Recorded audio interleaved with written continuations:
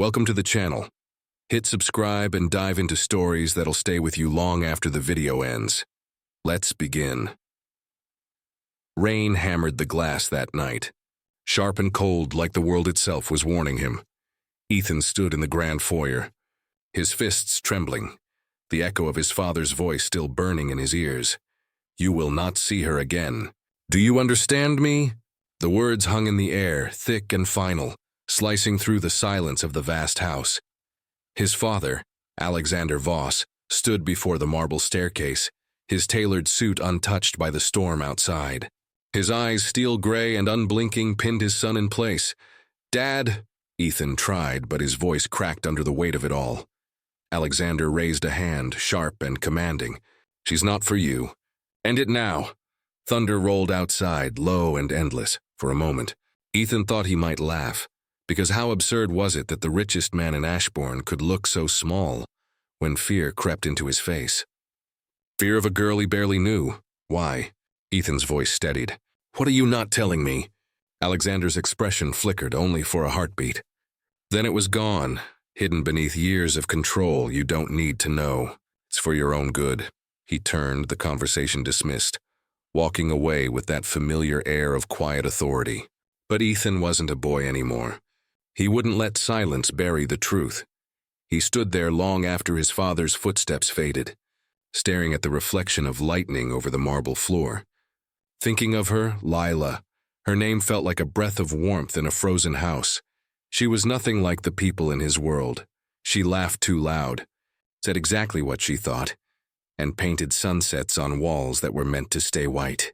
He'd met her 2 months ago on the outskirts of the city, at an art fair she couldn't afford to rent a booth in. She'd been sketching by the fountain instead, selling her drawings to strangers with eyes full of hope. And he'd bought one, because something in her eyes made him feel alive for the first time. Now, that same feeling burned with defiance. He climbed the stairs 2 at a time, ignoring the echo of his father's warning. In his room, he pulled out his phone. Her name lit up the screen, Lila, saved under a small heart. He typed fast, "Ethan." He found out. "I don't know how. But he said, I can't see you again." The 3 dots appeared, then stopped, appeared again, then stopped once more. Finally, "Lila, meet me tomorrow. Same place." 2 p.m. A long pause followed. Then she added, "There's something you should know too." Ethan's breath caught. He stared at those words, replaying them again and again. The storm outside roared louder, lightning cutting across the sky like a blade. Whatever his father feared, it wasn't just about wealth or class. He'd seen that look before once when his father spoke of his mother. Long gone and never discussed, and now the same fear had returned. He sat on the edge of his bed, the phone still glowing in his hand. Outside, the rain softened, but the air felt charged, like the city was holding its breath. Tomorrow would change everything. He didn't know how, only that he was going and that his father's fear had just made him more certain than ever. The next evening, the city felt different, not louder, not darker, just sharper, as if the air itself carried a secret. Ethan parked his car 2 streets away from the old railway bridge where they usually met. The world was quiet there, except for the hum of faraway traffic and the whisper of wind through the trees. He walked the rest of the way, his shoes crunching against the gravel path. A stray cat darted across the tracks. Somewhere a freight train wailed in the distance, long and mournful. And then she was there. Lila stood under the bridge light, rain-slick hair clinging to her cheeks, a small umbrella trembling in her hand. Her eyes found him instantly. Relief flickered first. "Then worry, you came," she said softly. "Of course I came." He took a step closer. "You said there was something I should know." She hesitated, her fingers tightening on the handle of the umbrella. "Ethan, before I tell you anything, you have to promise you'll listen all the way through. No walking away, no interrupting." "I promise." A truck passed overhead, shaking the bridge. When the rumble faded, her voice came out small but certain. "My mother. She worked for your family. Years ago." Ethan blinked. "What? When?" "Before I was born," she said. "She never told me much, only that she quit suddenly after something happened in the Voss house. Something she said she'd never forgive." Ethan frowned. His father had always spoken of loyalty, of how the family staff had been with them for decades. He couldn't remember his father mentioning anyone named— What was her name? Lila swallowed. Clara Mendez. The name fell heavy between them. Ethan searched his memory, but the name stirred only a faint echo. Something overheard once as a child, maybe. My father. He doesn't talk about the past, Ethan murmured. Especially not about the people who worked for him. Lila nodded slowly. I figured as much. My mom said the Voss family doesn't forgive easily, but she also said something else. Ethan met her eyes. What? She told me never to fall in love with one. The words hit harder than thunder. Ethan's throat went dry. Lila, but she shook her head quickly. I didn't plan it. I swear I didn't. When I met you, I didn't even know your last name. I only found out a week ago. When you sent me that photo from your house, your father was in the background. My mom saw it. Lila's voice broke. She screamed. She told me to end it. She said if I didn't, something terrible would happen. Ethan felt the ground tilt beneath him.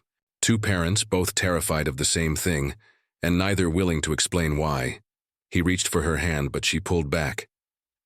There's something more, Ethan. Her voice trembled now. My mom said your father isn't the man everyone thinks he is. She said he ruined someone's life to protect his own secret.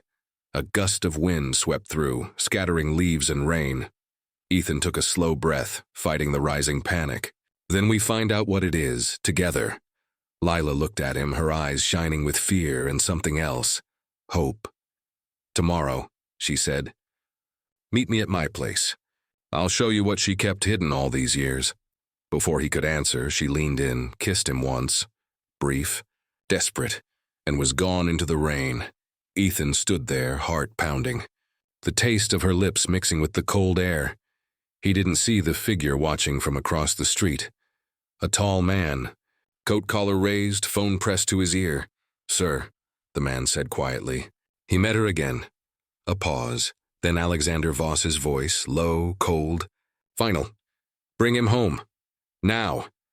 Ethan didn't remember the drive home. One moment he was on the wet road, headlights cutting through fog. The next he was standing in his father's study, rain dripping from his coat, breath tight in his chest. Alexander was waiting. No raised voice this time. No thunder in his tone. Just calm, dangerous quiet. Sit down, he said. Ethan didn't move. His father sighed, rubbing his temple. I asked you not to see her again. I know what you asked, Ethan snapped. And I'm asking why. No more riddles. Alexander's eyes lifted, gray, tired, and suddenly much older. You wouldn't understand.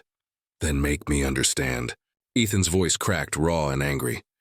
You've built this world around me. Money, power, appearances. But you can't even tell me why you're afraid of a girl who paints sunsets? What did you do? The question hung there, trembling like a pulled wire. Alexander's face hardened. Watch your tone. I'm done watching anything, Ethan said. You can ground me, disinherit me, whatever you want.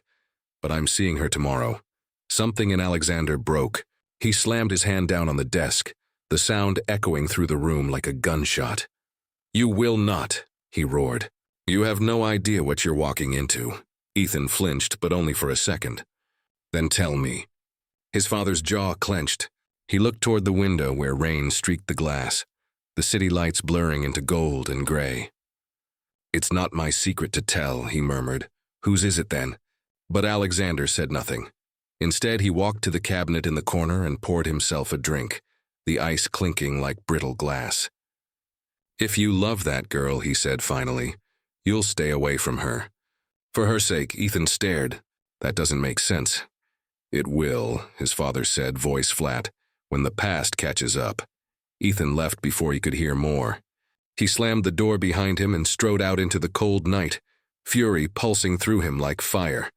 By the time he reached his car, his phone buzzed. A message. Unknown number. If you want the truth, don't go home again. She's not safe there, no name. No clue who sent it. But the timing was too perfect. He looked back at the mansion, the golden windows glowing through the storm. Inside, he could see his father's shadow moving. Pacing, phone in hand. Something inside Ethan shifted. He started the car and drove, not home. Not anywhere familiar. but toward the old district near the river where Lila lived. The roads narrowed, the city lights fading into rust and brick. When he arrived, her building was dark except for one light in the upper window. He climbed the narrow stairs 2 at a time and knocked. No answer. He tried again. "Lila?" A floorboard creaked inside. Then the door opened a crack. She looked pale, eyes red from crying. "Ethan," she whispered. "You shouldn't have come." He stepped inside anyway. The room smelled of turpentine and paint, canvases leaning against every wall. The corner sat an old wooden box unlocked, papers spilling out. "What's that?"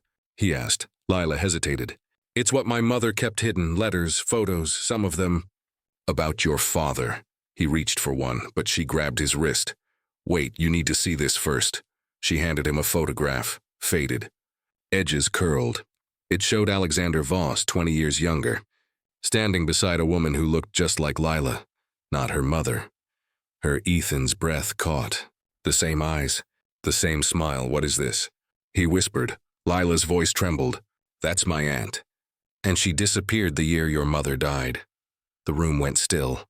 Only the rain filled the silence, steady and cold. And for the first time, Ethan felt real fear crawl up his spine. The photograph slipped from Ethan's hand and fluttered to the floor. It landed face up, Alexander's arm around a woman who looked exactly like Lila, both smiling beneath a bright summer sun that suddenly felt impossibly distant. "Your aunt?" Ethan whispered. She looks just like you." Lila nodded slowly. "Her name was Isabel, my mother's older sister. They were inseparable, until she went to work for your family." Ethan's pulse quickened. "You mean she worked for my father too?" "Yes," Lila said softly. "She was your mother's assistant. Lived in the estate for almost a year. Then one night she just vanished. My mother searched everywhere. Police got involved, but your father shut it all down. Paid them off, I think. After that, my mother never spoke your family's name again." The air in the room felt heavy, suffocating. Ethan sank into the nearest chair. His father's voice echoed in his mind. "It's not my secret to tell. What do you think happened?" he asked quietly. Lila looked toward the box where the old letters lay scattered. "My mom believed your father had something to do with her disappearance. That he covered it up. She thought your mother might have found out." A chill ran through him. "My mother died in a car accident." "That's what people say," Lila whispered. "But look at this." She pulled out another envelope and unfolded a letter. The paper yellowed, edges frayed. The handwriting was elegant, looping. Signed Isabel M. Ethan leaned closer as Lila read aloud. "I don't know who to trust anymore." She found the photograph. "I told him it was just work, but she looked at me like she already knew. He says he'll fix everything before it gets out. I'm leaving tomorrow. If anything happens, tell Clara to keep the truth safe." The room seemed to shrink around them. Ethan's voice was barely a whisper. "She was afraid of him." Lila nodded. "And my mother kept her promise. She hid these letters. She was terrified someone would find them." Ethan stared at the handwriting, the words, "He'll fix everything," twisting like a knife in his chest. His father's calm, commanding face flashed through his mind. The same tone he used in every negotiation, every lie wrapped in control. He stood abruptly. "I have to confront him." Lila grabbed his arm. "No, Ethan, listen. My mom always said he'd do anything to protect himself. If he finds out we know, I can't just pretend none of this exists," he said. "If he really hurt her. If he's been lying all these years, then be smart about it," she said, her voice shaking. "We need proof. More than letters." The tension broke with the sudden buzz of his phone. Unknown number again. One message, "They know where you are." Ethan's blood ran cold. He looked toward the window just in time to see headlights sweep across the street below. 2 black cars. Tinted windows. "Ethan," Lila breathed. He grabbed her hand. "Back door, now." They slipped down the narrow stairwell as footsteps echoed outside the front door. Hard, deliberate. Someone shouted his name. They burst into the alley, rain hitting their faces like needles. Ethan pulled her close behind a dumpster as a man in a dark coat appeared at the top of the stairs, scanning the street. It was the same man who had watched them at the bridge. "Come on," Ethan whispered, gripping Lila's hand tighter. "We have to get out of the city." She looked at him, terrified. "Where will we go?" "Somewhere he can't control us. They moved through the rain, vanishing into the maze of streets. Behind them, the man pulled out his phone. "Sir," he said, voice low. "They're gone." A pause, then Alexander's reply, calm, deadly certain. "Let them run. He'll come back on his own. He always does."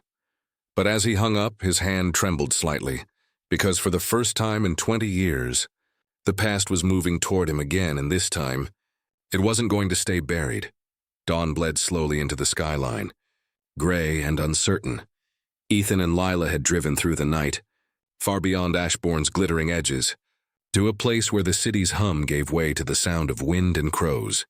They stopped at an abandoned farmhouse miles off the main road. The air smelled of damp wood and earth, and the horizon burned faintly gold through the fog. Lila sat by the cracked window, arms wrapped around her knees. "He'll come after us," she whispered. Ethan shook his head. "Not if we find the truth first." He opened the box they'd taken from her apartment. Letters, old photos, and a small metal cassette tape tucked between them. "No label. Just rust along the edges. What is that?" Lila asked. "I don't know," he said, sliding it into the old recorder they'd found in the farmhouse. The tape crackled to life, filling the silence with the faint hum of static. Then a voice, a woman's voice. "I'm recording this in case something happens. My name is Isabel Mendez. I worked for Alexander and Eleanor Voss. I think he's going to do something terrible to protect himself. Eleanor knows now. She found the letters. She knows about me." The sound of a door slamming echoed faintly on the tape. Then a man's voice, familiar, cold, furious. "Isabel, turn that off." Lila's hands flew to her mouth. Ethan's heart stopped. It was his father. "You can't keep lying," Isabel said, her voice breaking. "She deserves the truth." A pause, the sound of a struggle. Crash. Then static swallowed the rest. Ethan hit stop. The room was silent except for their breathing. "My father," he whispered. Lila's voice was small. "He killed her." Ethan stared at the recorder, his reflection trembling in the metal surface. "And then he covered it up. Told the world my mother died in an accident." Lila reached for his hand. "We can take this to the police." He shook his head slowly. "He owns the police. The city, everyone. We need to make this public." Before she could answer, tires crunched outside. A black car rolled into the clearing, sunlight glinting off the hood. Ethan's stomach turned. "He found us." They slipped out the back, but the creak of the door gave them away. "Ethan." The voice thundered through the morning. "Stop." Alexander stood by the car, coat flapping in the wind. His eyes found his son and softened just slightly. "Please, don't make this harder." Ethan turned, rage and sorrow colliding in his chest. "Did you kill her?" Alexander's jaw tightened. "It wasn't supposed to happen like that." "So you did." He took a step closer. "Your mother found out about the affair. She wanted to destroy everything, our family, our name. I tried to stop her. Isabel got caught in the middle. It was an accident, Ethan, I swear to you." Ethan's voice cracked. "You buried her, didn't you?" Alexander's silence was the answer. The world narrowed to the sound of the wind and Lila's breath beside him. Ethan lifted the recorder. "It's over, Dad." Alexander's expression flickered, fear, grief, pride. "If you release that, you'll destroy the Voss name. Everything your mother built." "She's gone," Ethan said quietly. "And you destroyed her long before today." He pressed play. The tape's static filled the clearing, Isabel's voice rising into the open air, carried by the wind. Alexander froze. Helpless as the truth he'd buried came roaring back to life. For a long moment, no one moved. Then Alexander's shoulders sagged, the fight leaving him. "I wanted to protect you," he whispered. "You protected yourself," Ethan said. Alexander turned toward the field, where sunlight spilled across the grass. "Tell her I'm sorry," he said, and then walked away, disappearing into the mist. Ethan stood there, the recorder still playing softly. Lila slipped her hand into his. "What now?" she asked. He looked toward the horizon, the storm finally gone. The air washed clean. "Now," he said, voice steady, "we tell the world what really happened." They stood in silence, the wind lifting through the fields, the past uncoiling into the morning light. And somewhere in that quiet, for the first time in either of their lives, the truth felt like freedom. Thanks for watching. Subscribe and visit channel for more real-life stories.